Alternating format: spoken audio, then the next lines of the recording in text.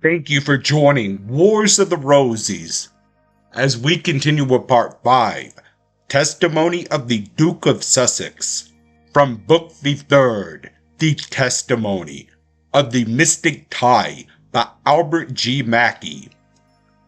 Part 5, Testimony of the Duke of Sussex.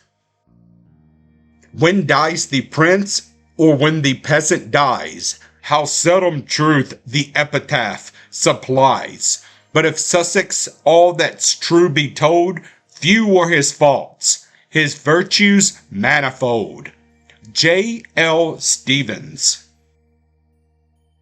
Augustus Frederick, Duke of Sussex, was the sixth son of George III, King of England, and, like his father and all his brothers, was a member of the Masonic family. He was initiated into the fraternity when in his 26th year of age in 1798 at Berlin in the Royal York Lodge of that city.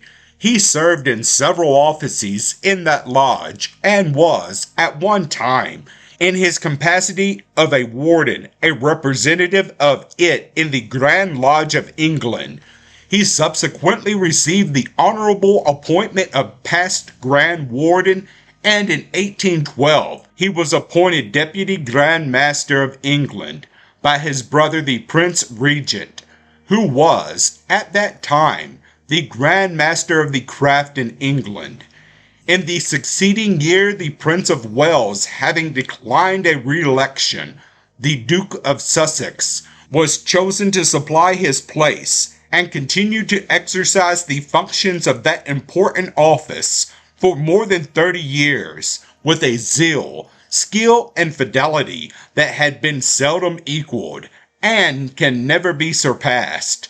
During his long period of his connection with the fraternity, he never omitted an opportunity publicly of testifying his admiration of the principles and practice of the instruction of which he was the head, and one of the most worthy members. In a speech at Sunderland in 1839, this distinguished Mason paid the following high tribute to the influence of Freemasonry on his long and neither uneventful nor useless life.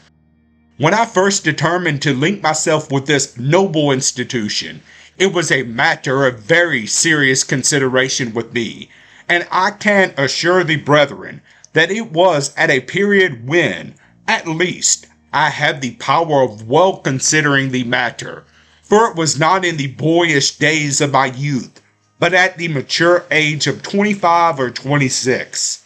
I did not take it up as a light and trivial matter, but as a grave and serious concern of my life. I worked my way diligently, passing through all the different offices of junior and senior warden, master of the lodge, then deputy grand master, until I finally closed it by the proud station which I had the honor to hold.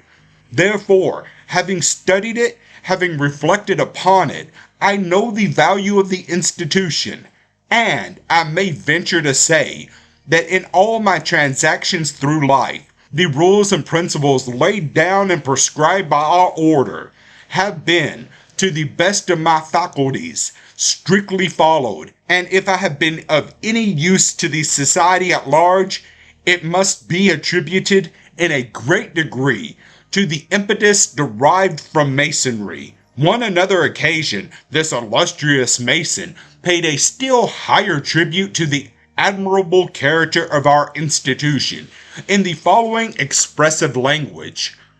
Masonry is one of the most sublime and perfect institutions that ever was formed for the advancement of happiness and the general good of mankind, creating in all its varieties universal benevolence and brotherly love.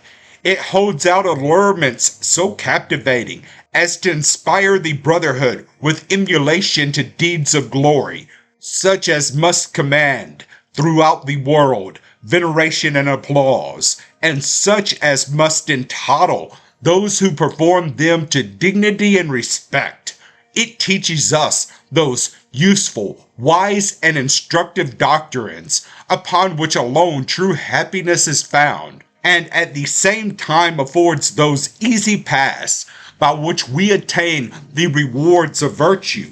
It teaches us the duty we owe to our neighbor, never to injure him in any one situation, but to conduct ourselves with justice and impartiality.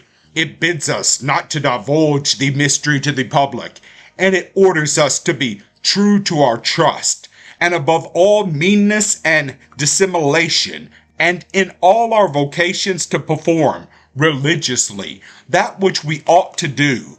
But the highest testimony that the Duke of Sussex gave to the excellent design of the Masonic institution was his own long and undiminishing attachment to it. The enterprise with which he engaged in the promotion of its charities, and the zeal with which he directed his literary mind to the study of its antiquities and symbols, as convincing proofs of the high regard which he felt for the institution. As a Freemason, says the Freemasons' Quarterly Review, he was the most accomplished craftsman of his day.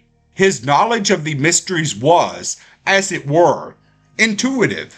His reading on the subject was extensive, his correspondence equally so, and his desire to be introduced to any brother from whose experience he could derive any information had in it a craving that marked his great devotion to the order. His affability was so free from affectation or condensation that those who, for the first time, had the honor of an introduction to His Royal Highness were always struck with its peculiar kindness.